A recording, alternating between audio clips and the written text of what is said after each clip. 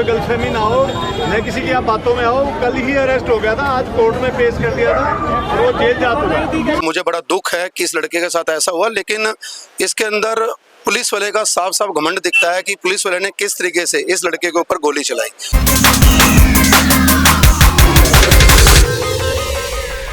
पांडव की हत्या के बाद से लोग आक्रोश में हैं और पांडव के परिवार के साथ एकजुट होकर पांडव को इंसाफ दिलाने की गुहार लगा रहे हैं।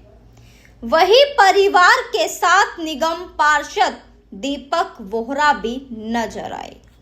दरअसल 25 अप्रैल को जाफरपुर में 10 से 12 जने अपने दोस्त की बेटी के जन्मदिन में गए थे, लेकिन जन्मदिन बनाकर वो घर की ओर वापसी आने के लिए उबर गाड़ी बुक की, जिसमें कुछ गाड़ी में बैठकर चले गए।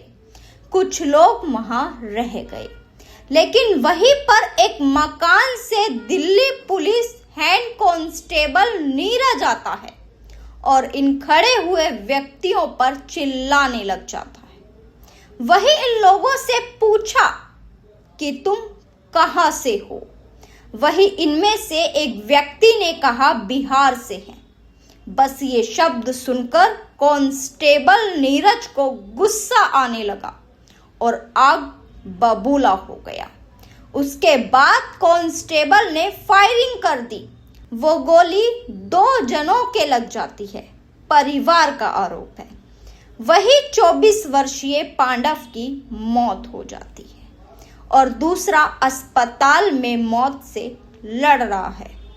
पांडव जोमैटो रैपिडो में काम करता था, वही आज एक घर का चिराग उजाड़ दिया। पांडव की हत्या के बाद से लोग आक्रोश में हैं और पांडव के परिवार के साथ एकजुट होकर पांडव को इंसाफ दिलाने की गुहार लगा रहे हैं। वही परिवार के साथ निगम पार्षद दीपक वोहरा भी नजर आए। वही एकजुट होकर हाथ में पोस्टर और उस पोस्टर पर लिखा, क्या बिहारी होना गुनाह है। सभी बिंदापुर थाने पहुंचे। वही बिंदापुर थाने के एसएचओ साहब ने कहा कि कांस्टेबल नीरज को अरेस्ट कर लिया है और कोर्ट में पेश कर दिया है। सुनिए जरा। आपको कोई गलतफहमी ना हो, न किसी की आप बातों में आओ। कल ही अरेस्ट हो गया था, आज कोर्ट में पेश कर दिया था और वो जेल जा चुका है। पोस्टमार्टम रिपोर्ट आने में टाइम लगता है, वो हम दिलवा देंगे। आप मेरे पास आ जाना, जो उनके क्लोज रिलेटिव है मैं दिलवा दूंगा, हम दिलवा देंगे आज वो। और हमने वहाँ जाके सारा इंतजाम करवाया। आपके लोगों को हमने इसलिए कहा था कि 5 बच्चों से ये इसमें गर्मी से कहीं बॉडी में स्मेल ना हो जाए, इसलिए मैं उनको आप लोगों से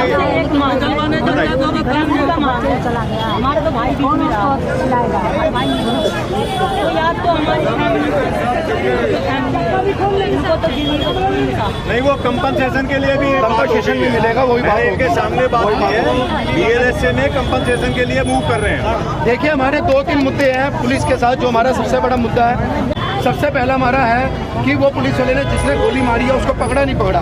आंटी जी, उसको पकड़ लिया गया है, उसको कोर्ट में पेश कर दिया गया है। दीपक जी, आपके वार्ड में एक बच्चे की तो मौत हो गई, दूसरा दीनदयाल में तड़प रहा। ये हादसा एक पुलिस वाले अपनी घमंड और रिवॉल्वर उसके हाथ में थी, उसने सिर्फ के वे लोग उसके घर के आगे खड़े थे और थोड़ा सा शोर तो जब जाते तो रोड पे, और उसने गोली चलाई। क्या कहना है आपका? देखिए, इस चीज़ के बारे में मुझे आज ही पता चला है।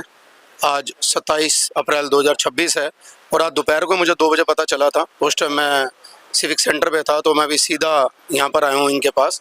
और मुझे बड़ा दुख है कि इस लड़के के साथ ऐसा हुआ, लेकिन इसके अंदर पुलिस वाले का साफ साफ घमंड दिखता है कि पुलिस वाले ने किस तरीके से इस लड़के के ऊपर गोली चलाई।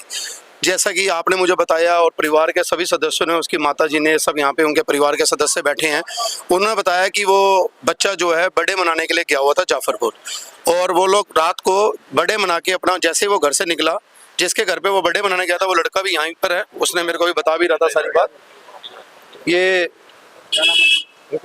रुपेश, ये रुपेश के बेटे का जन्मदिन था तो वो जन्मदिन मनाने के लिए, इसके बेटे के जन्मदिन के ऊपर ये सारे बच्चे वहाँ पर गए हुए थे। और रात को जैसे ही वो वहाँ से निकला तो वहीं पर एक पुलिस वाला रह रहे होंगे, मुझे नाम नहीं पता उनका, एक पुलिस वाले वहाँ पर रह रहे होंगे, मुझे नाम नहीं पता उनका, उन्होंने कोई कहा सुनी इनकी आपस में बच्चों की हुई, तो उन्होंने जैसा कि इनका बताना है, परिवार वालों का बताना है कि उन्होंने सीधा उसकी छाती पे गोली मार दी।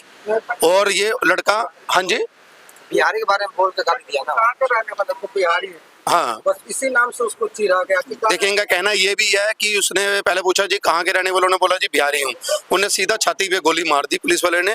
और वो लड़का ऑन द स्पॉट एक तो मर गया और दूसरा लड़का भी हॉस्पिटल में मौत के मुंह में है इस टाइम पे।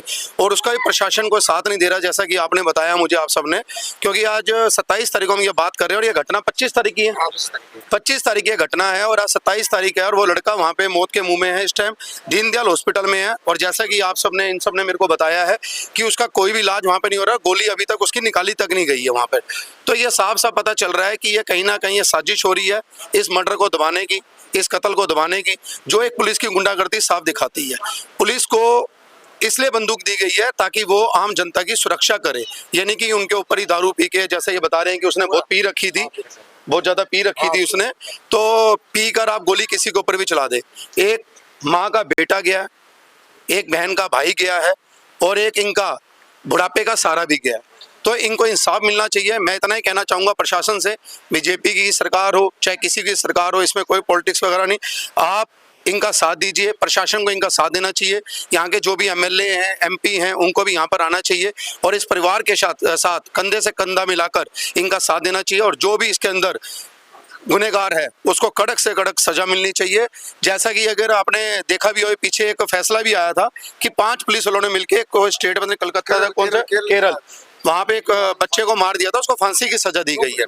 तो ऐसा ही एक एग्जाम्पल बनना चाहिए ताकि पुलिस वालों को पता चले कि बंदूक जो दी गई है वो सुरक्षा के लिए दी गई है, ना कि आम जनता को मारने के लिए दी गई है। और मेरा प्रशासन से, आपके चैनल के माध्यम से एक और मेरी प्रार्थना है हाथ जोड़ के कि जो बच्चा वहाँ पे मौत के मुंह में है, कम से कम उसको तो बचा लीजिए। एक बच्चा जो बच सकता है उसको तो बचाइए, उसका भी आप इलाज ना करके उसको भी मारना चाह रहे हैं क्या?